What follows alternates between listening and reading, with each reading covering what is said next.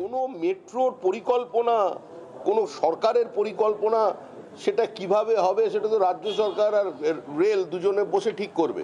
সেটাকে রাজনীতির আঙিনায় আনার কোনো প্রশ্ন নেই। উনি কি এখন বিজেপিকে রামকৃষ্ণ বিরোধী বানাতে চাইছেন নাকি? বাবর বিরোধী আমরা ঠিক আছে, আমরা অরঙ্গজেব বিরোধী ঠিক আছে, কিন্তু আমরা রামকৃষ্ণ বিরোধী নই। ওটা তৃণমূল বিরোধী। সামনে রামকৃষ্ণকে ধরে রাখে, যত মত তত পথ, আর গ্রামে ঢুকেই বলে সব মত এক পথ, তার নাম হচ্ছে তৃণমূল।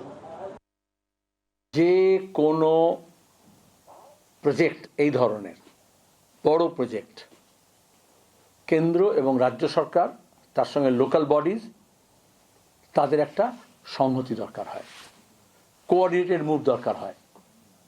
মমতা ব্যানার্জি যদি থাকতেন ওই সময়, তাহলে আমাদের এই উত্তর থেকে দক্ষিণ মেট্রো রেল কোনোদিন চালু হতো না।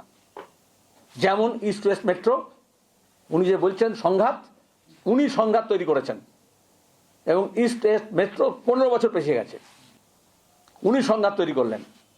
এবং বুদ্ধদেব ভট্টাচার্য বললেন যাক বাবা নাও, ওটা রেল দপ্তরকে ট্রান্সফার করে দেওয়া হলো, ওনার স্বাদ পূর্ণ হোক। উনি বললেন বউবাজার দিয়ে নিয়ে যেতে হবে, যে ঘর ভাঙছে সব। যেহেতু ওনার পেয়ারের কিছু ব্যবসায়িক বিল্ডিং সেন্ট্রাল এভিনিউ ক্রসিংয়ে অধিগ্রহিত হবে কয়েকটা।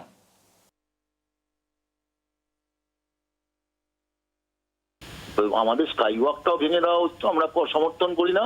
আবার এদিকে মেট্রো রেলটা সম্প্রসারণ যে বন্ধ হয়ে যাবে, এটাও আমরা সমর্থন করি না। দুটোই প্রয়োজন আছে। কিন্তু এটা কি হচ্ছে, একটা রাজ্য সরকার, একটা কেন্দ্র সরকার, তাদের ইঞ্জিনিয়াররা বসে বিষয়টাকে ভাবুক।